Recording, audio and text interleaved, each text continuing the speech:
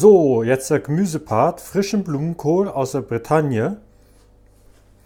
Klar, logisch kann er jetzt nicht aus Deutschland kommen, ist ja viel zu kalt bei uns. Guckt mal nach draußen. Aber er kommt auch nicht aus dem Treibhaus, sondern wirklich Freiland. Dazu gibt es dann noch polnische Butter. Polnische Butter, das ist unsere altbackenen Brötchen. Die werden ganz grob gerieben, dann wird Butter geklärt, untergemischt. Dazu gehackte Eier und gehackte Petersilie und dann gibt es die Deko bzw. auch Geschmack nochmal extra oben auf dem Blumenkohl.